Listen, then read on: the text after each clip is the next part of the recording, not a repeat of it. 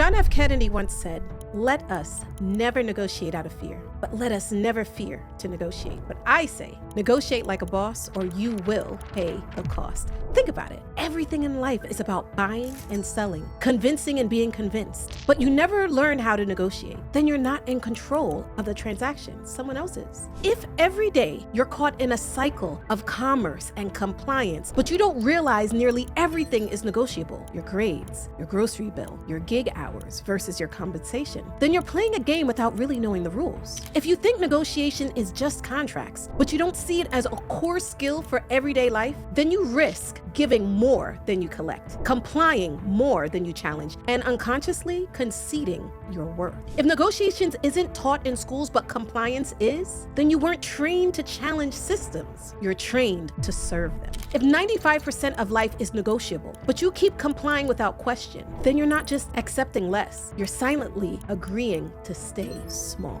If you don't claim your value but stay quiet and hope that someone else sees your worth, then you'll watch the coins, the credit, and the control slip from your hands while the people at the top collect what was meant for you. So let's change that. Let's flip the script and let's negotiate with courage. Let's reclaim what's ours, because if life is negotiable, but you never ask for more, you'll never receive what you deserve. Today, we are talking about the art of negotiation. See, negotiations is more than just talking about money. It's a dance. It's the art and the science of communication where the goal isn't just to win, but to win together. Negotiations isn't about clarity. It is about control. It's about understanding that the words you say and the tone you use can shape your future. Yes, you want better terms. Yes, you want more contracts, but the best negotiations leave both parties satisfied. Now, most people like to use that term win-win. I like to use the term fair. Every conversation is a chance to create mutual success for both parties. But don't be fooled. Negotiations isn't always fair. People are manipulated into bad deals every day. That's why before you start negotiations, you must first be rooted in your self-worth and learn how to protect your own interests. If you don't know how to protect your own interests, who else will? You've got to prepare to lead the conversation, not to follow it. I want you to embrace this concept. I want you to lead with clarity, to negotiate with purpose. I want you to know your worth. Negotiations doesn't begin with market rates. It begins with how you see yourself. Before you talk pricing and timelines and scope and work, you've got to be crystal clear on your value, on the value that your business brings to the forefront of whatever it is you choose to participate in. What is your ultimate goal for your client that you are seeking to serve? Is your goal to save them time? Is it to save them resources or results? What makes your offer different? What expertise do you bring that others do not? When you negotiate from a place of confidence, not from a place of desperation, you lead the conversation. I want you to affirm yourself, and I want you to take the time out to write down everything in your life that has brought value to anyone, because you can bring value to anyone once you know your value. I want you to say these words with me. I know my value. I charge my worth. Here's a pro tip. You show your clients the why behind your pricing. You don't necessarily have to show them your pricing and break it all down for them, but you show them the why. This is why. If you want all of me vested into this project, this is why we charge what we charge, because we know at the end result will be what it is that you desire. If your results are stronger, prove it. Don't be afraid to walk them through the true cost of not working with you. See, 9 times out of 10, people are like, oh, the cost of your services are too much. Oh no, honey, if you go somewhere else, you're gonna pay 10 times as much.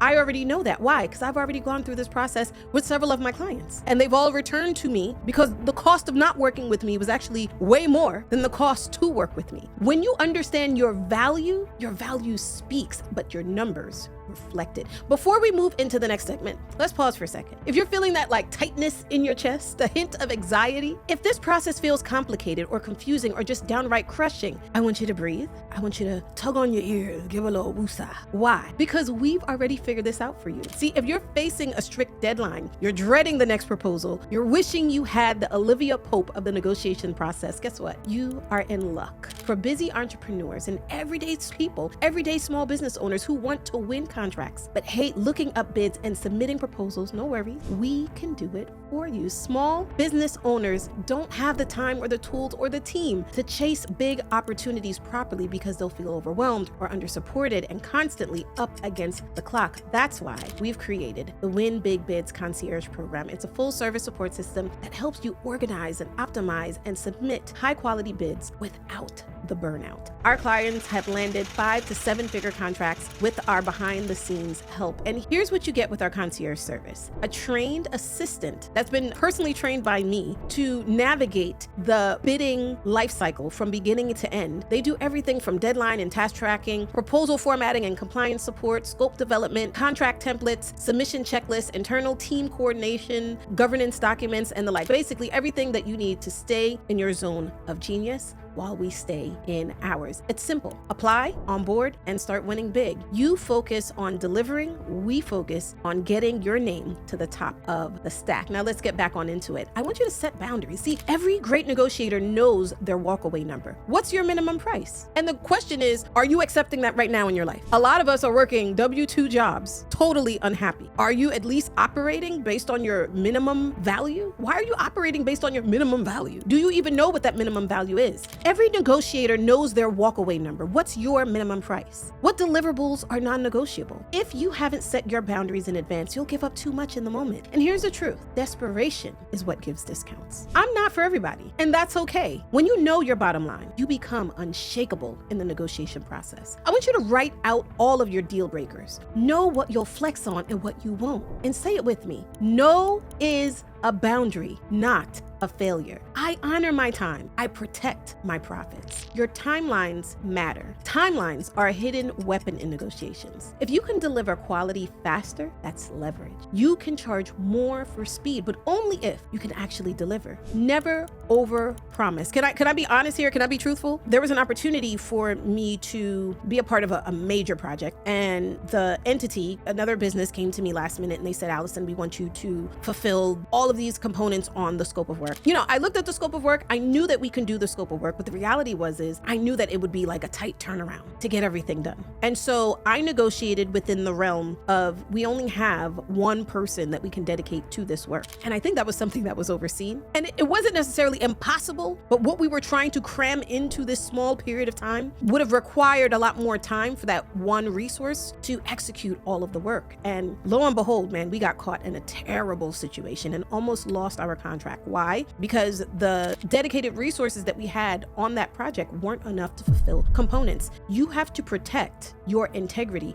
above and beyond all things. And we did that in essence. We extended that opportunity to the client with the expectation that we would be able to offer that opportunity at a much lower price point while still giving them the service that they were asking for. But in hindsight, I knew that one person was not enough for that job. You know, everything will hit the fan. If you overpromise, things will hit the fan. It'll come back to you, and it impacts your reputation as a business. So moving forward, ever since that time and ever since that opportunity came and left, I ended up actually spending more money to hire 4 additional people to support that project until that project closed out. Who ended up winning on that?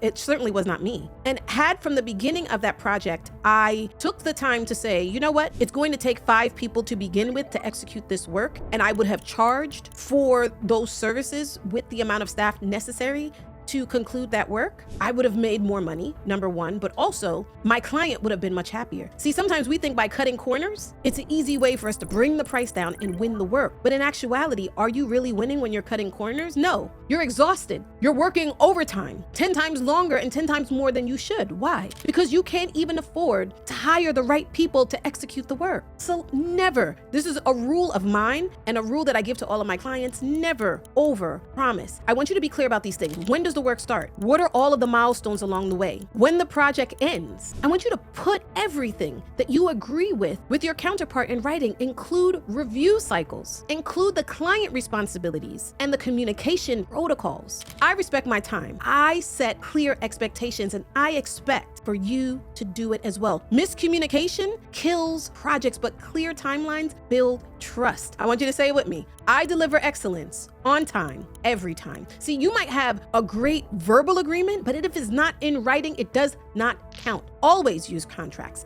and not just any contract, a contract that protects you. Too often, small businesses sign terms they don't even fully understand. And here's what you do: hire an attorney before you need one. Slow down the negotiation process. Watch out for conflicting clauses, especially with large firms. Large firms are notorious for putting clauses within the contract that conflict one to the other. And then what happens when you're in the throes of an argument or a dispute? They point to one segment of the contract while you're pointing to another. A good attorney is going to help you avoid all of that. And if your project doesn't allow or permit for you to even be able to afford to hire an attorney, that ain't the job for you, hun. So here's the next point. If you don't understand it, you need to ask. If it feels off, pause. There's no need to rush. Part of the negotiation tactics oftentimes is for the counterpart across the table from you to rush you into signing something that clearly you probably don't even understand. And the reality is sometimes they don't even understand the issue either. Every contract I sign protects me and the work that I do. And I want to make sure that anything that you sign, it protects you and the work that you do. Pay attention to payment terms, late fees, revision policies, ownership rights. Before you walk away from any contract negotiation, I want you to make sure that your contracts are clear, that they're fair, and that they're non-negotiable. Learn to say no. See, you've heard it before. No is a complete sentence. Negotiations is not about pleasing everyone. It's about knowing what's right for your business and saying no when something doesn't serve you. I want you to read this book. This is one of my favorite books on negotiations, and I have read plenty. Start with No by Jim Camp. Saying no clearly shows strength. It filters out unrealistic clients. It shows that you're serious. See, no is not a rejection. No is a redirection. You don't have to justify it. You don't have to explain it. Just hold the line. My no makes space for the right yes. Some of you are chasing down clients because you said no and they go away and you feel as if you've lost something. But what about all the other clients that will say yes? You need to make space for the right yes. Some people will spend all the time learning all about your services and all about what you do, and they'll waste all of your time and they have no desire to agree to the terms that you have brought to the table. Listen, when you say no, that's an opportunity for them to either be redirected or an opportunity for you to make space for the next client that will agree to your terms. And the reality is this, especially a lot of these large corporations that want to do business with small business, think about it. This is a David and Goliath situation. 9 times out of 10, they know the blind spots well before you do. Make sure that you protect yourself and make sure that you protect your company, and don't apologize about it. Negotiations is not just transactional, it's relational. You ever been in negotiations and it feels like you're fighting? A lot of times that's because you don't have a relationship with your counterpart that's across from you. Now, let me be clear. Y'all don't have to be best friends, but there does need to be some level of a relationship. Strong relationships lead to smoother deals, more trust, and repeat business. Listen more, talk less. Understand your client's vision and always follow through. But protect your boundaries. Don't overshare. Don't give away your secret sauce. Keep the conversation focused on the business. I want you to build trust, not dependence. Let me tell you, in the beginning when I first started, I virtually had all my clients through one municipal entity. Like, I met all of these clients through one municipal entity. And at first I thought that this was like a great idea. It was a terrible idea, because if I had one negative encounter, anything could have led to the dissolution of all of my contracts, because in essence, all of my contracts were connected one way or the other. So I want you to build trust, but not dependence. Don't become desperate. That's when you start giving discounts. Lead with integrity and keep the main thing the main thing. There's no need. Sometimes I've been in negotiations before and the client, they want to go to baseball, they want to do all kinds of things, and that's cool. But the reality is let's focus on the main thing. Let's focus on doing this business. Let's focus on executing the work. Let's come here and talk about what we came here to talk about. Now, what I do like is oftentimes, when you're at the table, you meet several different municipal entities, you meet several different contractors at the table, and that is a wonderful